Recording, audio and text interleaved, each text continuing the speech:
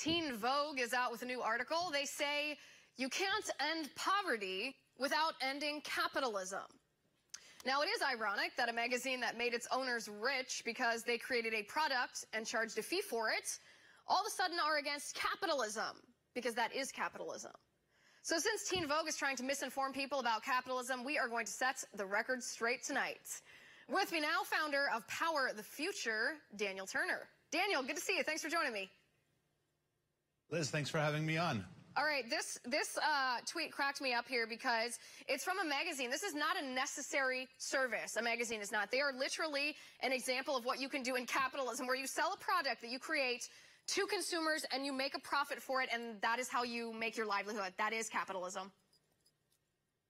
Exactly. And what's shocking about this is not just the bad journalism, because really no one looks to Teen Vogue for economics, just like people don't look to People magazine for their philosophy. But what's shocking about it is that it's the constant indoctrination of the young generation. Just like leftists and progressives have taken over academia, they've taken over Hollywood. This is an effort in journalism to put ideas of socialism in the minds of young people, and it needs to be called out. It does, because young people don't have an idea, I think, a lot of times, of what socialism means. They hear it from Bernie Sanders, or they hear it from Alexandria Ocasio-Cortez, and all they hear is two things. They hear that it's fair, and they hear that rich people are going to pay for things so that they can get everything for free, whether it's healthcare, whether it's college, whether it's cell phones, everything free. And those are the two things they hear about socialism. What they don't hear is a sort of one-to-one comparison about what it's like to live in a capitalistic economy versus what it's like to live in a socialist economy, especially in the context of how young people, this is college kids, even high school kids, how they live right now. For example, we talked about this a little bit on the show last night. If you're hungry, do you want to just bring out your smartphone and use Uber Eats and get takeout? Or that's capitalism. Or do you want to wait in line for 3 hours for one loaf of bread for your entire family? That's socialism. Exactly. And I bet you the author, along with other philosophers like Noam Chomsky and a lot of folks in Hollywood years ago, were praising Hugo Chavez with the reforms he brought to Venezuela. And he was seen as a model for the future. And look at the state of Venezuela now. So young people, if you really want to see what socialism is in action, look to that country. Look at their GDP. Look at their economy. Look at their disease begin to increase.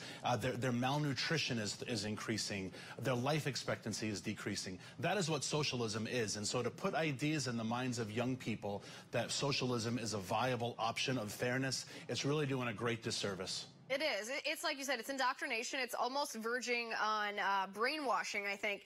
Now, there are some people out there who are going to say, oh, conservatives talking about Venezuela being socialism. That's not true. So let me hit you with this fact. The State Department, the U.S. State Department, says that in the last 20 years, I think it was between 1998 and 2018, the Venezuelan government has taken over 1,400 businesses in their nation, 1,400, and these are large businesses in the nation of Venezuela. The definition of socialism is the government being in charge, having power over the means of production and distribution of goods and services. That is textbook socialism, what the Venezuelan government did, taking over these 1,400 businesses. Regardless of what liberals say, Venezuela is actually a great example, terrible but perfect example of what socialism does to an otherwise prosperous nation.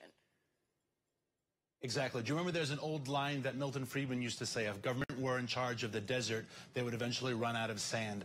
Venezuela has some of the largest oil reserves in the world at 500 billion barrels, and there are gas shortages, and they are exporting 2 million barrels a day less than they were at their peak.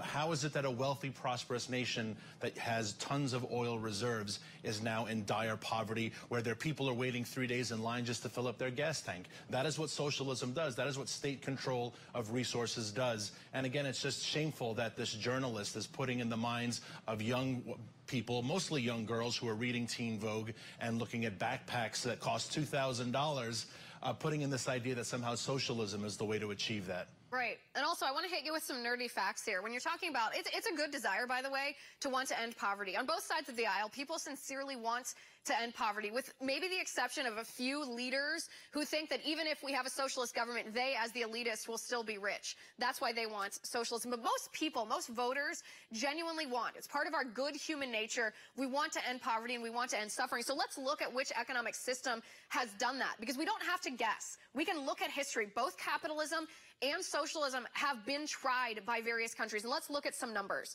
So in the year 1820, that's almost 200 years ago, 84% of the world's population lived in extreme poverty.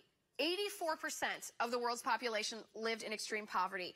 Fast forward to 2011, that's 191 years later, only 24% of the world's population lived in extreme poverty. That's a pretty significant percentage difference. So we have to ask, what changed between 1820 and 2011? Well, what changed was global free trade, free markets, a capitalistic economy, the onset of this, and that's capitalism, and it brought more people out of poverty than any socialist government ever has. And no one has ever migrated to try to get into a socialist country. No one is clamoring to get into Venezuela or to get into Cuba. For that matter, no one is clamoring to get into the Scandinavian socialist countries, because their economies don't compare to the economies of free market countries like the United States and our allies. People are trying to get into New Zealand. They're trying to get into Australia. And that's exactly because that's what capitalism does. It's innate to human nature. So to try to change people's idea about what is true to human nature and fill it with ideas of socialism is why it has to be brought upon by force. No one has ever voluntarily become a socialist. It's been forced upon them by an abusive government, and that lesson was conveniently left out of this article. Right, force or by lies, when people buy into it when they don't know what they're buying into. In the meantime, in the 20th century, over 100 million people were killed by communist and socialist governments. So I'll leave our viewers to decide for themselves which economic system brings more people out of poverty and is the better solution to end poverty, and which one brings destruction, degradation, poverty, oppression, and death. It's not too hard to see when you know the facts. Daniel, thanks so much for coming on the show. I appreciate it.